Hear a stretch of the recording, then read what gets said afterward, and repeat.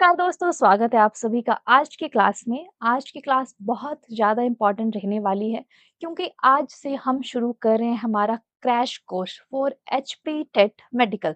क्योंकि आपको पता है अभी लगभग 1 ही महीना रह गया है आपके एग्ज़ाम में और हम शुरू कर रहे हैं हमारा क्रैश कोर्स जो कि आपको फ्री यूट्यूब में प्रोवाइड किया जा रहा है। Okay. And the most important point कि ये जो क्रैश कोर्स है ये हम लेकर आ रहे हैं स्टडी नाइट के साथ मिलकर, यानी कि वानी क्लासेस एंड स्टडी नाइट आपके लिए लेकर आ रहे हैं एक क्रैश कोर्स जो कि बिल्कुल यूट्यूब पर फ्री रहने वाला है। ओके। साथ में ये जो क्लासेस हैं ये आपको स्टडी नाइट की ऑफिशियल वेबसाइट एंड एप्लीकेशन पर भी मिलेंगी। ओके। जिसमें मैं आपको करवाऊंगी बायोलॉजी। बायोलॉजी में हम दोनों सेक्शंस कवर करेंगे, ज़ूलॉजी एंड बॉटनी। ओके।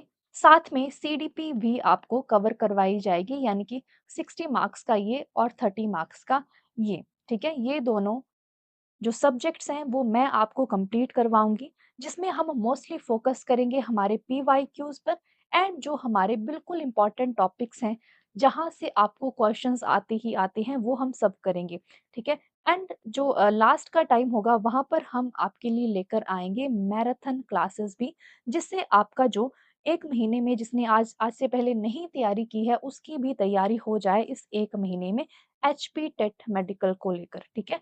आपका एग्जाम 13 जून को है, उसके पहले हम जितने भी इंपॉर्टेंट टॉपिक्स हैं, जितने भी इंपॉर्टेंट क्वेश्चंस हैं, वो सब आपके कंप्लीट करवा देंगे। क्लियर होगी बात?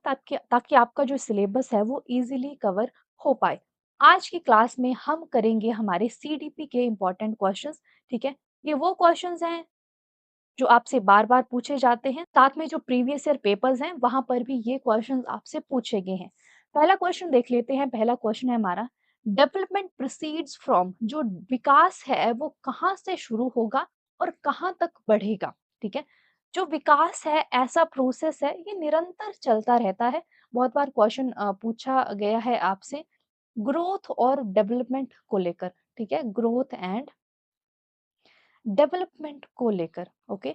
तो जो डेवलपमेंट है यानी कि जो विकास का प्रोसेस है ये निरंतर चलता रहता है, ये कॉन्टिन्यूअस है।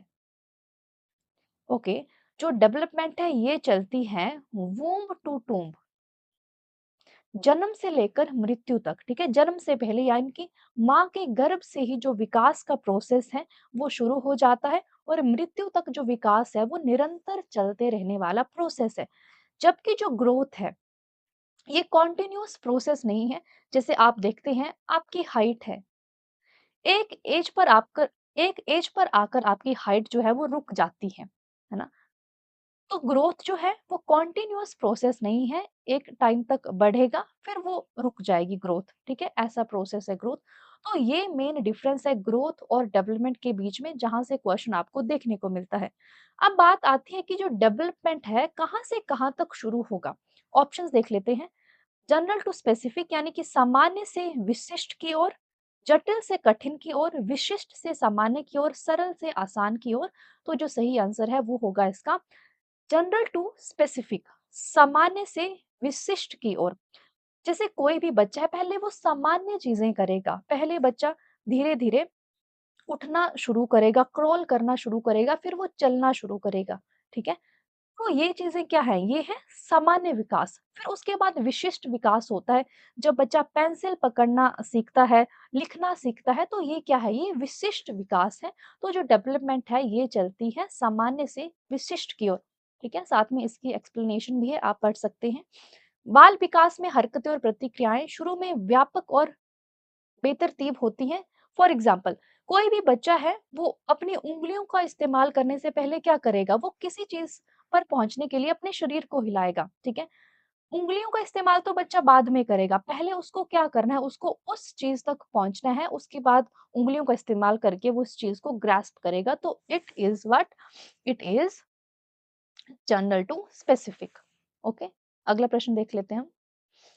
Okay, dash is the philosophy that all children have a right to get equal education. सब बच्चों को इक्वल एजुकेशन मिले इन अ रेगुलर स्कूल सिस्टम। वह दर्शन यानी कि वो कौन-सी फिलॉसफी है जिसके अनुसार सभी बच्चों को नियमित स्कूली व्यवस्था में समान शिक्षा पाने का अधिकार है। ओके, ऑप्शंस देख लेंगे। Main stream education, special education, multiculture education या फिर इंक्लूसिव एजुकेशन यानी कि समावेशी शिक्षा। तो वैसी शिक्षा जहाँ पर सभी बच्चे एक साथ शिक्षा ग्रहण कर सकते हैं, चाहे कोई बच्चा जो है वो स्पेशल एबल हो, ठीक है? कोई बच्चा जो है स्पेशली एबल हो, जिसमें कोई स्पेशल एबिलिटी हो, या फिर कोई बच्चा जो है वो नॉर्मल चाइल्ड है, एक्सेप्शनल चाइल्ड है, गिफ्टेड चाइल्ड है, किसी भी प्रकार का बच्चा है, अगर वो एक कक्षा में शिक्षा ग्रहण कर रहे हैं और ये उनका अधिकार है, ठीक है? ये एक राइट है, तो इस तरह की शिक्षा को हम बोलते हैं इंक्लूसिव एजुकेशन। और आजकल इंक्लूसिव एजुकेशन से बहुत क्वेश्चंस पूछे जाते हैं, चाहे आप टीजीटी में देखो या फिर टेट में देखो, इंक्लूसिव एजुकेशन से क्वेश्चंस आते हैं। इंक्लूसिव एजुकेशन का मतलब ही यही है कि आपको सब बच्चों को साथ में लेकर चलना है, किसी भी बच्चे को आपको ये महसूस नहीं करवाना है कि वो किसी दूसरे से कम है, ठीक है? This is inclusive education. Okay, फिर से देख लो, यहाँ पर एक्सप्लेनेशन भी है। यह सिद्धांत सभी बच्चों को चाहे उनमें किसी भी तरह की शारीरिक, फिजिकल, बौद्धिक, मेंटल, सामाजिक अक्षमताएं हों, जरूरी सहायता के साथ सामान्य स्कूली शिक्षा प्रणाली के भीतर ही पढ़ाने की वकालत करता है। ठीक है, ये मैंने आपको बात बताई कि इंक्लूसिव एजुकेशन ऐसी एजुकेशन होती है जहाँ पर बच्चे में किसी तरह की डिसेबिलिटी हो, वो नॉर्मल बच्चों के साथ पढ़ाई कर सकता है। चलो, अगला क्वेश्चन है हमारा, oldest method of studying psychology, मनोविज्ञान में अध्ययन की सबसे पुरानी विधि। बहुत बार क्वेश्चन पूछा है, इतना रिपीटेड क्वेश्चन है ये। सबसे पुराना मेथड क्या है साइकोलॉजी में? Introspection, observation, case study, experimental method. ठीक है, तो सबसे पुराना मेथड ये है कि हम आत्मनिरीक्षण करें, अपने बारे में समझे। ठीक है, कि हमें क्या इशू है, हम जब अपने बारे में निरीक्षण करते हैं, उसको हम बोलते हैं इंट्रोस्पेक्शन मेथड, और ये सबसे पुराना मेथड है। ठीक होगी बात। ऑब्जर्वेशन वैसा मेथड होता है जहाँ हम किसी दूसरे को ऑब्जर्व करते हैं, जैसे अगर आप टीचर हैं, आप बच्चों को ऑब्जर्व कर रहे हैं कि अगर उसमें किसी तरह की इश्यू है, कोई दिक्कत बच्चा फेस कर रहा है, क्यों वो फेस कर रहा है, तो आप उसको ऑब्जर्व कर रहे हैं, उसके बिहेवियर को ऑब्जर्व कर रहे हैं, that is observation. Case study में पूरी स्टडी की जाती है, अगर बच्चे को किसी तरह की कोई तकलीफ है, आप उसके पूरे स्टेप्स को फॉलो करके उसका पूरा केस स्टडी करते हैं, फिर एंड में कंक्लूजन पर पहुँचते हैं, ठीक है? फिर आता है एक्सपेरिमेंटल मेथड। एक्सपेरिमेंटल वैसा मेथड जहाँ पर आप एक्सपेरिमेंट्स परफॉर्म करते हैं एक कंक्लूजन तक पहुंचने के लिए, ठीक है? तो ये सारे साइकोलॉजी के मेथड्स हैं, जिसमें से सबसे पुराना मेथड है इंट्रोस्पेक्शन मेथड, जहां पर आत्मनिरीक्षण किया जाता है, अपने बारे में समझा जाता है। ठीक है, यहाँ पर यही बात की गई है कि अपने खुद के मानसिक अनुभवों के बारे में बताना, that is the introspection method. आप पढ़ सकते हैं, ठीक है? और ये जो पूरी पीडीएफ है, ये आपको हमारे व्हाट्सएप चैनल पर भी मिल जाएगी, जिसका लिंक मैं आपको इस वीडियो के डिस्क्रिप्शन बॉक्स में शेयर कर दूँगी, या फिर जो हमारा पिन कमेंट होगा वहाँ पर भी शेयर कर दी जाएगी, ठीक है? Next question, who started the scientific study of creativity? Creativity यानी कि सृजनात्मकता का वैज्ञानिक अध्ययन किसने शुरू किया? मेडनिक, गिलफर्ड, गाल्टन, थॉर्नडाइक। तो it was started by Gilford. Okay, यहाँ पर आप पढ़ सकते हैं जेपी गिलफर्ड। उन 1915 वहीं वहीं पर ही उन्होंने बात की थी डाइवर्जेंट और कन्वर्जेंट थिंकिंग के बारे में। यहाँ पर डाइवर्जेंट और कन्वर्जेंट थिंकिंग आई, तो इनके बारे में भी बात कर लेते हैं। डाइवर्जेंट थिंकिंग यानी कि अपसारी चिंतन, ठीक है? ऐसी थिंकिंग जहां पर कोई एक प्रॉब्लम है, एक प्रॉब्लम के आपके पास मल्टीपल सॉल्यूशंस होते हैं, ठीक है? एक प्रॉब्लम के आप मल्टीपल सॉल्यूशंस ढूंढ सकते हो, उसको हम बोलते हैं डाइवर्जेंट थिंकिंग। दूसरी आती है हमारी कन्वर्जेंट थिंकिंग। कौन सी? कन्वर्जेंट थिंकिंग यानी कि अभिसारी चिंतन, जहां पर हम एक सिंगल सॉल्यूशंस की तरफ पहुंचते हैं, ठीक है? जहां पर हम एक सिंगल सॉल्यूशंस की तरफ पहुंचते हैं, एक जो सिंगल हमें करेक्ट सॉल्यूशन लगता है, उस पर पहुंचते हैं, उसको हम बोलते हैं कन्वर्जेंट थिंकिंग, ठीक है? तो ये डिफरेंस है डाइवर्जेंट और कन्वर्जेंट थिंकिंग में, जहां से बहुत बार क्वेश्चन हमें पूछा जाता है। ठीक है? और क्रिएटिविटी के लिए कौन-सी थिंकिंग चाहिए? क्रिएटिविटी के लिए हमेशा चाहिए डाइवर्जेंट थिंकिंग। चलो अगला प्रश्न देख लेते हैं। Which type of memory refers to the continuing storage of information? किस प्रकार की स्मृति का संबंध सूचना के निरंतर भंडारण से है? इंफॉर्मेशन आप आ रही है उसको आप स्टोर किस मेमोरी में कर रहे हैं? जो कंटिन्यू स्टोरेज जो इंफॉर्मेशन है उसको आप किस मेमोरी में कर रहे हैं? शॉर्ट टर्म मेमोरी है हमारी, लॉन्ग टर्म मेमोरी है, डिक्लेरेटिव मेमोरी है या फिर प्रोसीजरल मेमोरी है। दैट मीन्स जिसमें बहुत ज़्यादा कैपेसिटी है, जिसमें आप कंटिन्यू इन्फॉर्मेशन को स्टोर कर सकते हो, वो कौन-सी मेमोरी है? तो वो होती है हमारी लॉन्ग टर्म मेमोरी। कौन-सी हमारी लॉन्ग टर्म मेमोरी, दीर्घकालिक मेमोरी। ओके, ऑप्शंस और भी हैं, वो भी पढ़ लेते हैं क्योंकि यहाँ से भी प्रश्न आते हैं। ओके, शॉर्ट टर्म मेमोरी जैसे नाम बता रहा है आपको शॉर्ट टर्म यानी कि बहुत कम समय तक। तो ये जो मेमोरी है, इसमें जो इन्फॉर्मेशन है वो स्टोर रहती है लेस देन 1 मिनट, 1 मिनट से भी कम, ठीक है? यानी कि परमानेंटली नहीं रहेगी। फिर आती है डिक्लेरेटिव मेमोरी।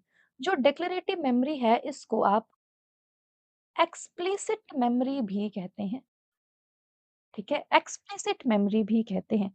ये ऐसी मेमोरी होती है जिसके नॉलेज और जो एक्सपीरियंसेस हैं वो कॉन्टिन्यूअसली याद रहते हैं। फॉर एग्जाम्पल आप अपने किसी पुराने दोस्त का नाम याद रिकॉल कर रहे हो, है ना? किसी दोस्त का नाम जो है वो आप रिकॉल कर रहे हो, आप किसी का फ़ोन नंबर जो है वो लर्न कर रहे हो, आप अपने एटीएम का पासवर्ड वगैरह लर्न कर रहे हो। तो ये क्या है? कॉन्टिन्यूअसली याद रहने वाले एक्सपीरियंसेस, ठीक है? ये सारे आते हैं इसमें डिक्लेरेटिव मेमोरी में। फिर आती है आपकी प्रोसीजरल मेमोरी यानी कि प्रक्रियात्मक स्मृति। प्रोसीजर जैसे कि आप कुछ कर रहे हैं, है ना? ऐसा नॉलेज जिसको आप एक्सप्लेन नहीं कर सकते हैं which means it is unexplainable knowledge, जहाँ पर आप कैसे सीखते हैं? लर्निंग बाय डूइंग मेथड से। इसका एग्ज़ाम्पल क्या होगा? जैसे राइडिंग अ बाइसिकल। साइकिल चलाना आप चलाकर सीख पाएँगे, आप एक्सप्लेन नहीं कर पाएँगे कि आप कोई चीज़ है उसको कैसे कर रहे हो, ये आती है आपके प्रोसीज़रल मेमोरी में, है ना? तो ये सारी मेमोरीज़ की टाइप है जहाँ से भी आपको क्वेश्चंस देखने को मिलता है, ठीक है? तो इस क्वेश्चन का सही आंसर तो हमने देख लिया कौन-सा था हमारा, ओके ऑप्शन बी। चलिए, यहाँ पर भी यही लिखा गया है जहाँ पर महीनों या जीवन काल के लिए जो सूचना है उसका भंडारण रहता है। Next question, in Rorschach ink blot test how many cards in multi colour out of 10? Rorschach ink blot test जो है पहले आपको पता होना चाहिए किस लिए कंडक्ट किया जाता है, किस तरह का टेस्ट है। तो it is a kind of personality test, ठीक है? ये एक तरह का पर्सनैलिटी टेस्ट है जो किसने दिया था? हरमन रोरशा ने दिया था, तो उन्हीं के नाम पर इसका नाम रखा गया है। इसमें कितने कार्ड्स होते हैं? टोटल 10 कार्ड्स होते हैं, तो उनमें से मल्टी कलर कितने कार्ड्स हैं, ठीक है? तो इनमें से मल्टी कलर हैं 3 कार्ड्स हमारे पास, आगे एक्सप्लेनेशन देख लो आप। 10 कार्ड्स होते हैं जिसमें 5 काले और भूरे हैं, 2 काले और लाल हैं और 3 बहुरंगी यानी कि मल्टी कलर्ड हैं, ठीक है? तो इनमें से 3 जो हैं वो मल्टी कलर्ड कार्ड्स हैं रोरशा इंक ब्लॉट टेस्ट में। चलो अगला क्वेश्चन है हमारा, which self concept is known as a mirror image? Mirror image हम किस सेल्फ कॉन्सेप्ट को बोलते हैं? किस स्व संप्रत्यय को दर्पण प्रतिबिंब यानी कि मिरर इमेज के रूप में जाना जाता है? Okay, social self concept, ideal self concept, basic self concept या फिर ट्रांजिस्टरी सेल्फ कॉन्सेप्ट। मिरर इमेज यानी कि दर्पण प्रतिबिंब के रूप में जाना जाता है सोशल सेल्फ कॉन्सेप्ट को, ठीक है? सोशल सेल्फ कॉन्सेप्ट को आप एक्सप्लेनेशन भी पढ़ सकते हैं। इसको क्या बोलते हैं? Looking glass self,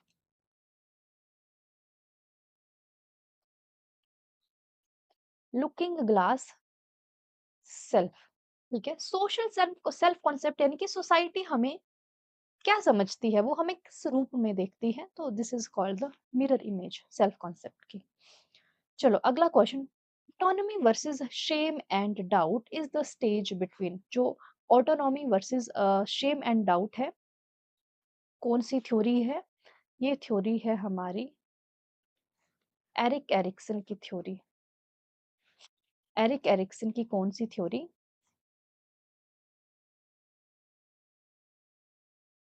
psychosocial development theory. Psychosocial development theory, जहां पर एरिक एरिक्सन ने टोटल 8 स्टेजेस दिए थे। ठीक है, जहां पर आइडेंटिटी क्राइसिस के बारे में बात की थी। ठीक है, कि अगर बच्चे में ये वाली क्वालिटी नहीं डेवलप होती है तो उसमें कौन सा क्राइसिस जो है वो डेवलप होगा। तो टोटल 8 स्टेजेस दिए थे। ठीक है, क्विकली अभी यहाँ पर हम बात कर लेते हैं उन 8 स्टेजेस के बारे में, ताकि आपका रिकैप हो जाए, क्योंकि यहाँ से एक क्वेश्चन आपको देखने को मिलेगा चाहे आप किसी भी टेट की प्रिपरेशन कर रहे हैं। चलो पहला जो स्टेज है वो देख लेते हैं। पहला था trust versus mistrust. Trust versus mistrust age भी लिख लेते हैं, 0 से 1.5 ईयर्स यानी कि 18 महीने। अगर बच्चा जो है वो अपने जो केयर टेकर है उसका उसके प्रति ट्रस्ट डेवलप कर पाया तो वेल एंड गुड, अदरवाइज उसमें मिसट्रस्ट वाला जो क्राइसिस है, जो कॉन्फ्लिक्ट है वो डेवलप हो जाएगा। दूसरा आता है autonomy versus shame and doubt, जो क्वेश्चन में पूछा गया है। Autonomy versus shame and doubt. ठीक है, एज आप रख लो 1.5 टू 3 इयर्स, 18 महीने से 3 साल। ठीक है, अगर बच्चा खुद कोई काम कर पा रहा है तो दैट इज ऑटोनॉमी। अगर नहीं कर पा रहा है तो उसमें शेम एंड डाउट वाला क्राइसिस जो है वो डेवलप हो जाएगा। Initiative versus guilt. ठीक है, 3 से 6 यानी कि अर्ली चाइल्डहुड आ गया अभी बच्चे में। बच्चा इनिशिएट कर रहा है कुछ चीजें, ठीक है, नहीं तो गिल्ट डेवलप हो जाएगा। इंडस्ट्रियसनेस वर्सेस इन्फीरियोरिटी। ठीक है, एज साथ में लिख लेना क्योंकि यहाँ से क्वेश्चन आता है। ये आ गया आपका लेट चाइल्डहुड। फिर आ गया आपका आइडेंटिटी। बच्चा आइडेंटिटी बना पा रहा है समाज में तो ठीक है, अदरवाइज रोल कंफ्यूजन वाला क्राइसिस जो है वो डेवलप हो जाएगा। ये आ गई एडोलेसेंस की एज। ठीक है, फिर सिक्स्थ में इंटीमेसी वर्सेस आइसोलेशन। ठीक है, 20 से 45, जहां पर एडल्टहुड आएगा। इंटीमेसिस वर्सेस आइसोलेशन 20 टू 45 ईयर्स। फिर आती है generativity versus stagnation, as 45 to 65। फिर लास्ट एट्थ आती है ईगो इंटीग्रिटी वर्सेस डेस्पेयर, 65 से टिल डेथ। ठीक है, तो ये 8 स्टेजेस हैं जो एरिक एरिक्सन ने दिए अपनी कौन सी theory, psycho social development theory. इन जो 8 स्टेजेस हैं सबको लिख लो। अगर आपको याद ही करने हैं तो मेनली आपको 6 स्टेजेस तो याद होने ही चाहिए, क्योंकि यहाँ से आपका क्वेश्चन बनता है। ठीक है, साथ में एज भी आपको पता होनी चाहिए। सीरियल वाइज याद करेंगे, ऐसे याद नहीं करेंगे इसको। Okay, autonomy versus shame and doubt हमने यहाँ पर क्या पढ़ा, 1.5 साल से 3 साल। तो यहाँ पर हमारे पास 1.5 से 3 नहीं दिया है, तो हम 2 से 3 को भी सही मानेंगे। ठीक है, तो ये हमारा यहाँ से सही हो जाएगा। क्लियर होगी बात? ठीक है, 18 महीने से 3 साल तक चलता है, तो हम 2 से 3 भी इसमें सही करेंगे। चलो, according to Freud it is based on which principle. Freud ने अब एक थ्योरी दी, यहाँ पर फ्रूड की भी बात कर लेते हैं, सिगमंड फ्रूड की। सिगमंड फ्रूड ने थ्योरी दी, कौन सी थ्योरी दी? Psycho analytic theory of personality. ठीक होगी बात? अब इस थ्योरी के 3 स्ट्रक्चरल एलिमेंट्स थे। 3 स्ट्रक्चरल एलिमेंट्स से कौन कौन से? इड ईगो एंड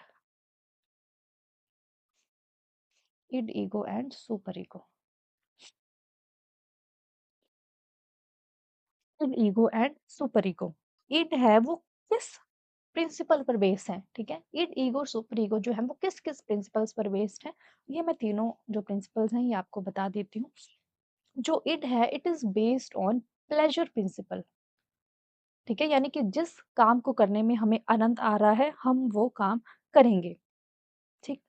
दूसरी आ गई हमारी ego. Ego is based on reality principle. जो हमें सही लग रहा है हम वो करेंगे।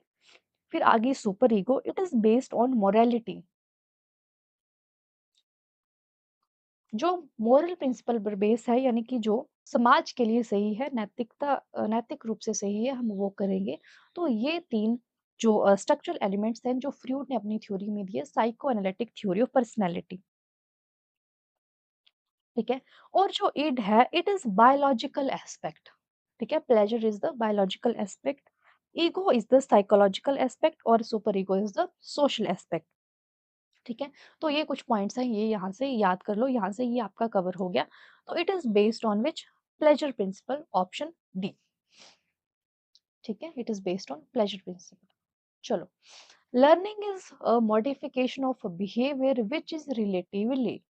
लर्निंग जो है यानी कि जो अधिगम जो है, इससे क्या होता है, हमारा जो बिहेवियर है वो चेंज होता है।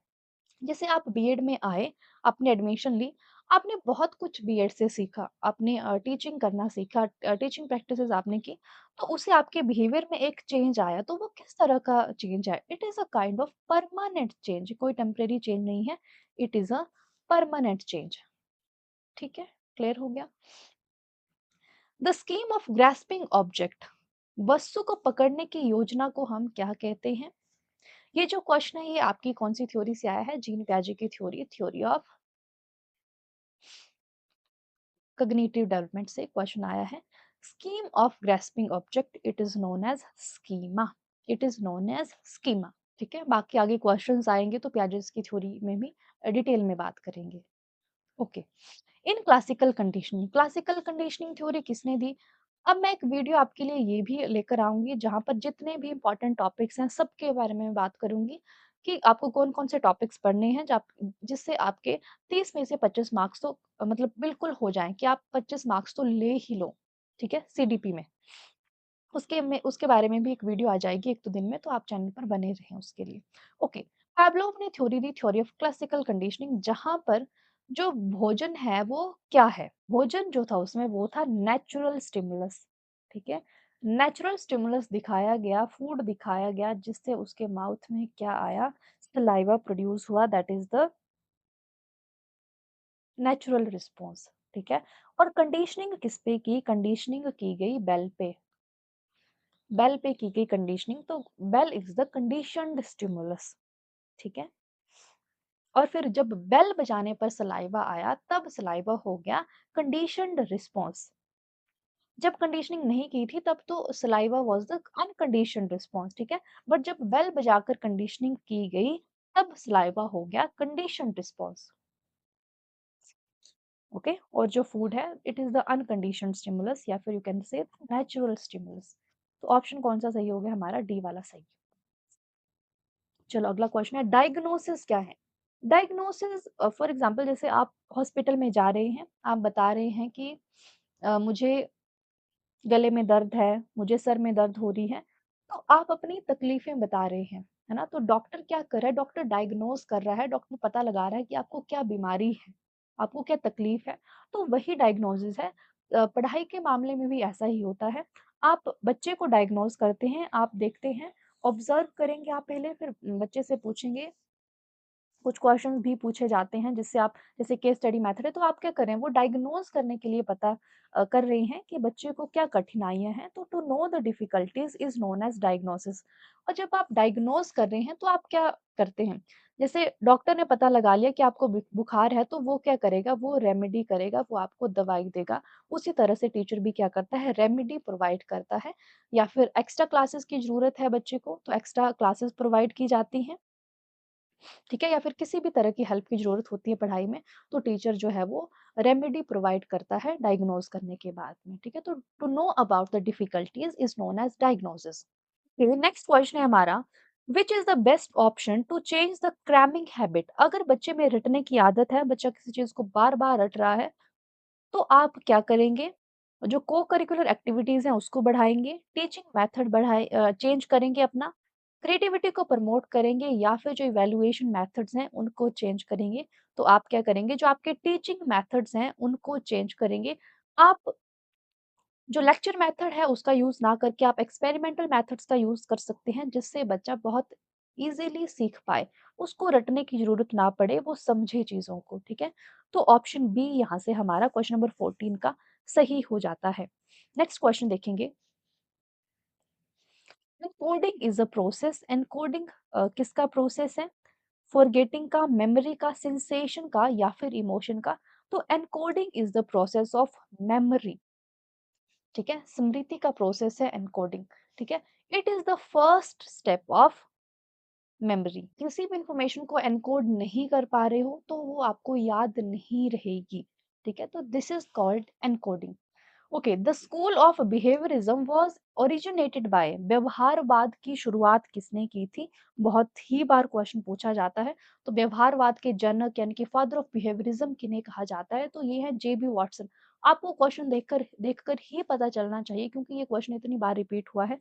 तो फादर ऑफ बिहेवियरिज्म या फिर व्यवहारवाद के जनक भी जेबी वाटसन को ही कहा जाता है, ठीक है? अगला प्रश्न है हमारा, who among the following is associated with gestalt theory of learning? जो गेस्टाल्ट थ्योरी है लर्निंग की, उससे कौन रिलेटेड है? ये भी क्वेश्चन बहुत बार पूछा गया है। तो गेस्टाल्ट वाद जो है उससे भी क्वेश्चंस हमें देखने को मिलते हैं। कौन रिलेटेड है? पेवलोव है, स्किनर है, थॉर्नडाइक है, कोहलर है। तो वॉल्फगैंग कोहलर जो हैं ये रिलेटेड है गेस्टाल्ट थ्योरी से, ठीक है? साथ में वॉल्फगैंग कोहलर ने कौन सी थ्योरी दी थी? Insight theory of learning. ये भी क्वेश्चन आता है। Insight theory of learning was given by वॉल्फगैंग Kohler, ठीक है? और भी इनके साथ तो लोग थे, मेनली नाम वॉल्फगैंग कोहलर का पूछा जाता है, जहां पर इन्होंने एक्सपेरिमेंट किया था सुल्तान पे। सुल्तान सुल्तान एक चिंपैंजी था, ठीक है? उस पर एक्सपेरिमेंट किया गया था। ओके, यहाँ पर लिखा भी गया है चिंपैंजियों के साथ इनसाइट लर्निंग पर काम किया गया था। इंडिविजुअल डिफरेंसेस जो है वो किसका प्रोडक्ट है? इंडिविजुअल डिफरेंसेस क्या होते हैं? जैसे दो लोग हैं, दोनों बिल्कुल सेम नहीं है, दोनों एक दूसरे से भिन्न है। मैं आपसे अलग हूँ, आप मुझसे अलग हैं। हर किसी का पेस ऑफ लर्निंग अलग है। कोई बहुत जल्दी सीख लेता है, किसी को सीखने में समय लगता है। तो इंडिविजुअल डिफरेंसेस जो हैं वो किसका परिणाम है? तो ये परिणाम है हेरिडिटी का, ठीक है? हेरिडिटी, हेरिडिटी क्या है? हेरिडिटी की वजह से ही एक इंडिविजुअल जो है वो दूसरे इंडिविजुअल से अलग है। हर किसी का जो जेनेटिक मेकअप है वो डिफरेंट है एक दूसरे से। It takes a maturation period of how many months for a child to take his first step in walking? बच्चे को चलने में अपना पहला कदम उठाने के लिए कितना समय लगता है, ठीक है? कितना समय लगेगा जिसमें बच्चा जो है वो अपना पहला कदम लेता है? तो जनरली जो बच्चा है वो 10 से 12 महीने का समय लेता है, ठीक है? कुछ बच्चे जो हैं वो 1 साल के बाद भी चलना शुरू करते हैं, बट 10 से 12 महीने, ठीक है? 10 से 12 महीने जो है इसमें बच्चा जो है वो चलना शुरू करता है, अपना पहला कदम लेता है, ऑप्शन बी। चलो, आईक्यू इज़ कैलकुलेटेड एज़, बहुत ही रिपीटेड क्वेश्चन कितनी बार पूछा गया है। Mental as by chronological S multiply by 100, ठीक है? Mental as by chronological S multiply by 100। अब मैं आपको एक क्वेश्चन दूंगी जिसको आप मुझे सॉल्व करके बताएंगे। कोई बच्चा है जिसकी मेंटल एज जो है वो कितनी है? 10 वर्ष है। लॉजिकल एज है इस बच्चे की 8 वर्ष। अब आप मुझे इसका आईक्यू कैलकुलेट करके बताएंगे और इसका जो आंसर है आप कमेंट बॉक्स में कमेंट करके बताएंगे, और जिसका कमेंट पहले आया उसके कमेंट को पिन भी किया जाएगा, ठीक है? अब बताना इसको कैलकुलेट करके। चलो, most useful method for studying trends. Trends ऐसे बच्चे जो क्लास से भाग जाते हैं, क्लास में प्रेजेंट नहीं रहते हैं, तो उसके लिए आप किस तरह के मेथड्स का यूज कर सकते हैं, ठीक है? कौन कौन से मेथड्स आपको ऑप्शंस में दिए गए हैं? पहले आता है क्वेश्चनेयर मेथड, ठीक है? क्वेश्चनेयर मेथड, प्रश्नावली विधि, एक्सपेरिमेंटल मेथड, सर्वे मेथड या फिर केस स्टडी मेथड। तो आप केस स्टडी मेथड का यूज करेंगे। केस स्टडी मेथड में क्या होता है? आप पता लगाएंगे कि बच्चे जो हैं भाग क्यों रहे हैं, क्या कारण है उनके भागने का, फिर है, ठीक है? ठीक है, फिर आप उसके बाद रेमेडी देते हैं। तो यही सही आंसर है हमारा कौन-सा? Case study method, option D. Development start from, पहले ही क्वेश्चन में मैंने आपको बताया था विकास जो है कहाँ से शुरू होता है? प्रसव पूर्ण अवस्था, प्रीनेटल स्टेज, यानी कि गर्भ से ही, माँ के गर्भ से ही जो बच्चा है उसकी उसका विकास शुरू हो जाता है। तो development starts from prenatal stage, option C question number 22 का हमारा सही हो जाता है। चलो, the new pattern of school education in NEP 2020, जो हमारी नेशनल एजुकेशन पॉलिसी, नई पॉलिसी आई है 2020, उसके अनुसार जो नया स्कूल एजुकेशन का पैटर्न है वो क्या है? इट इज 5+3+3+4, 5+3+3+4, ये है नया स्कूल एजुकेशन पैटर्न, ये आपको पता होना चाहिए। ठीक है, जिसमें यहाँ पर बताया भी गया है 5 साल पहले बुनियादी, फिर प्रारंभिक शिक्षा, फिर मध्य शिक्षा और उसके बाद माध्यमिक शिक्षा। A test that measure what it intends to measure is called, यानी कि ये टेस्ट वही मापेगा जो इसका मापने का उद्देश्य है, उसे क्या कहा जाता है? उसे कहा जाता है वैलिड टेस्ट, ऑप्शन सी। उसे क्या कहा जाता है कि ये टेस्ट जो है ये वैलिड है, क्योंकि ये वही मेजर कर रहा है जो इसको मेजर करना है। चलिए, retrieval is easy in which memory?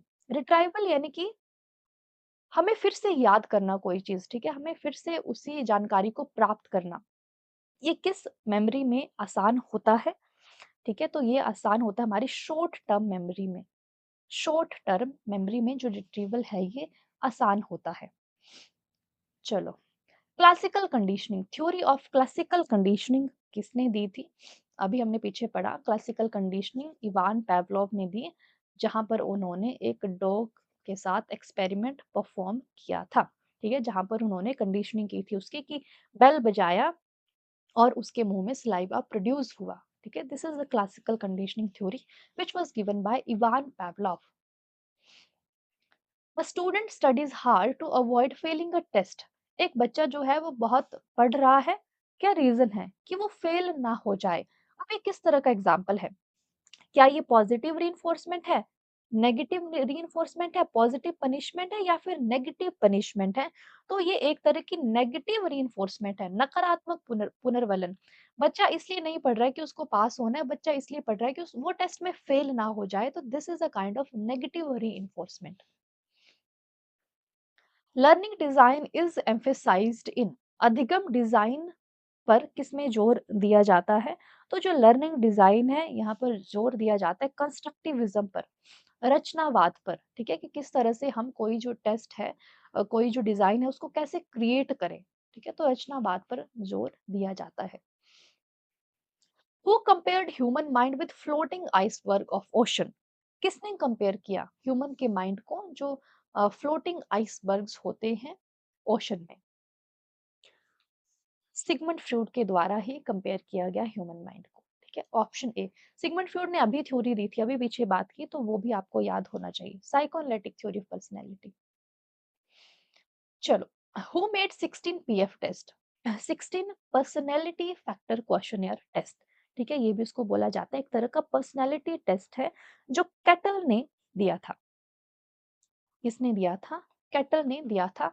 ऐसे भी आता है कई बार 16 PF test, personality factor test.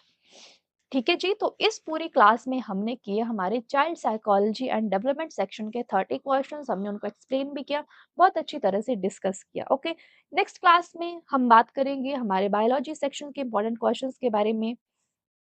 साथ में आपको किसी भी तरह का कोई भी डाउट हो, आप मुझे इंस्टाग्राम में डीएम कर सकते हैं, टेलीग्राम में आप मुझे मैसेज कर सकते हैं, लिंक सबके आपको डिस्क्रिप्शन बॉक्स में मिल जाएँगे। व्हाट्सएप ग्रुप में आपको जुड़ना है तो उसका लिंक भी आपको इस ही वीडियो के description box and comment section में प्रोवाइड कर दिया जाएगा। वहाँ पर आपको ये पूरी पीडीएफ जो है ये मिल जाएगी।